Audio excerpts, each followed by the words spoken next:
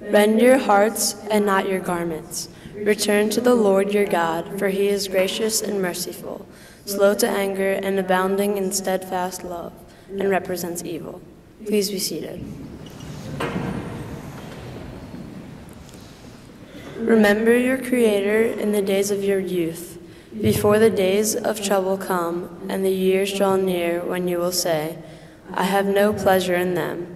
Before the sun and the light and the moon and the stars are darkened, and the clouds return with the rain, in the day when the guards of the house tremble, and the strong men are bent, and the women who grind cease working because they are few, and those who look through the windows see dimly. The almond tree blossoms, the grasshopper drags itself along, and desire fails, because all must go to their eternal home, and the mourners will go about the streets before the silver cord is snapped, and the golden bowl is broken, and the pitcher is broken at the fountain, and the wheel broken at the cistern.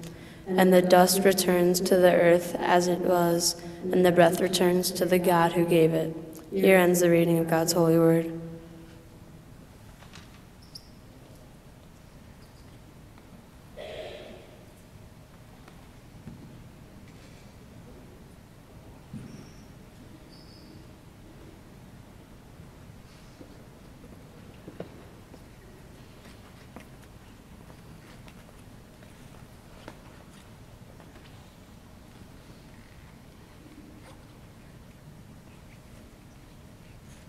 In the town of Green Hill, Nova Scotia, down in the heart of the Cumberland mine, there's blood on the coal and the miners lie.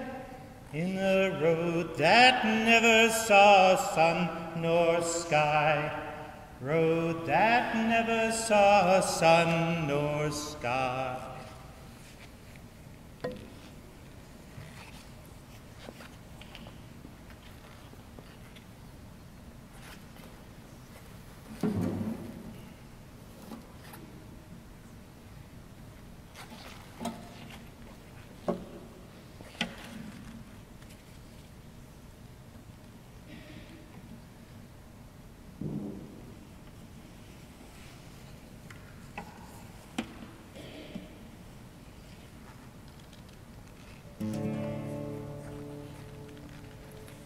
Down on the coal face, miners working, rattle of the belt, cutter's blade, rumble of rock and the walls close round. Living and the dead buried 2 miles down, living and the dead buried 2 miles down. 12 men lay 2 miles from the pit shaft, listen for the drilling of the rescue team. 600 feet of coal and slag, hope imprisoned in a 3-foot seam, hope imprisoned in a 3-foot seam.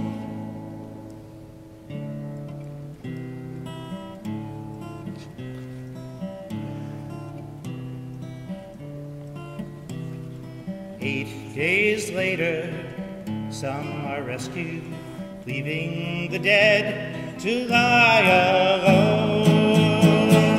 All their lives they dug their graves, 2 miles of earth as a marking stone, 2 miles of earth as a marking stone.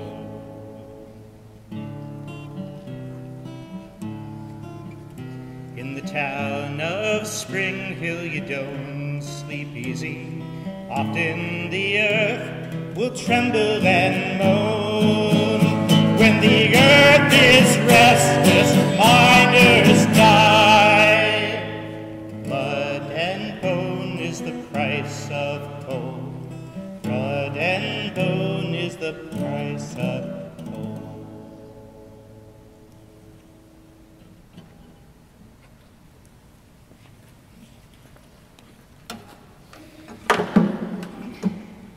October 1958. I've been working in the coal mine for about 2 years. Like anybody else, I just wanted to get enough money to get out, but it never quite worked out that way. You never could quite earn enough to pay your way to move. 176 of us were working in room 2 about 2 miles down when there was a bump. The earth shifted. We feel those once in a while. But this time the earth shifted so much that the cold pillars we left in the room collapsed.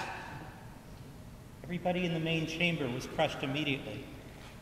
12 of us managed to scurry to the side where there was a 3-foot seam, about 100 yards long. 12 of us sat there. Got my leg caught on the way in. Foreman moved over and tried to dig me out, but was afraid of the rest of the chamber collapsing. We weren't sure at first if we had air, but after a few hours it became pretty apparent that we weren't going to suffocate at least. My leg was a different story. I was afraid they were going to take my water and my lunch, but they were good about it. They let me eat, they let me drink. And we listened, and we waited. And there was a certain perverse curiosity, because we only had about 4 hours of light in each of our lamps, and we light them one at a time. And after each light would go out, we'd know another 4 hours had passed. And then we'd light the next one, and another 4 hours would pass. And the next one, and the next one. And finally, after 2 days, our last light went out.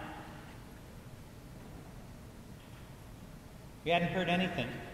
Our foreman turned to us and said, "All right, boys, we don't have any food, we don't have any water, we don't have any light. We're going to have to live on hope and song." One of the guys trapped with me, he was an Irish Catholic by the name of Nicky O'Brien. And he always used to bore us over and over about this talk about Jesus and all these things. And I thought, if Jesus is so wonderful, why did he make you a coal miner? I mean, if he was so wonderful, why didn't he make it something else? And I just was annoyed by the man. Somehow, I found his words a bit more interesting at this particular point. I wanted him to talk about Jesus. I wanted him to tell me what was going on. Because even if they made it, I knew I wasn't. After 5 days, contact with the surface was made. They knew we were there. They still had a lot of slag to move, but they knew we were there. Some of the guys had hope. But unfortunately, I died before they got there. Not sure why this was such a surprise. I knew from the age of 6 when my grandmother died that I was going to die. Somehow I hadn't taken it seriously then. But I died in hope. I died with the hope that God was real. Nicky O'Brien gave that to me.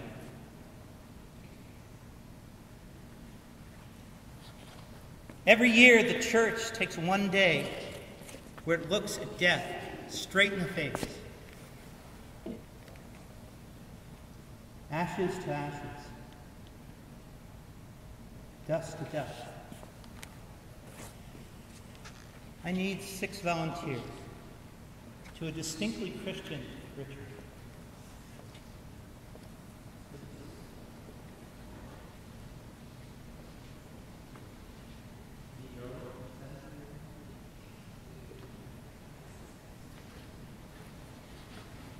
Eighth grade guy and 8th grade girl. An ironic name.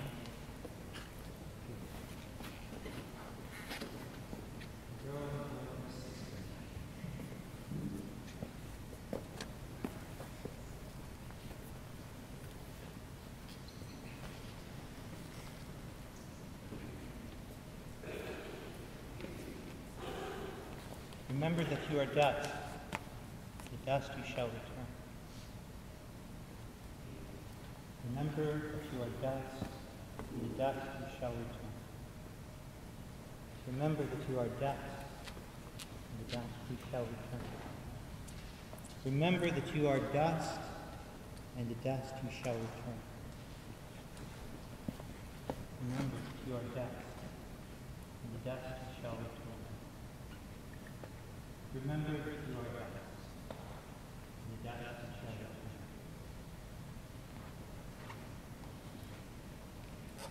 My folks weren't very religious. Oh, they dragged me to church once in a while. One year they actually tried to take me to the local Catholic church on Ash Wednesday. I hated it. Remember that you are dust, and to dust you shall return. Who needs more reminding of dust than a coal miner? I hated it. I protested. I couldn't believe it. I don't care what the church is saying. I'm more than dust. I have more of a reality to me than whatever's going to lie in the grave, or in my case, in the bottom of a mine. There's more to me. There's something real. There's something substantive underneath. But I realized later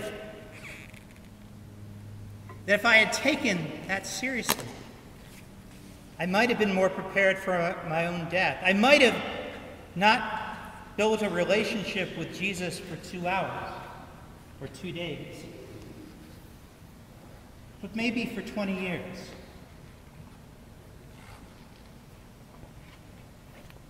I hope you all know that you're going to die. Doesn't sound a very friendly statement, does it? But it's real. And you shouldn't hide from what's real. The question is, what's going to happen next? Reverend Zug will offer the imposition of ashes after the service.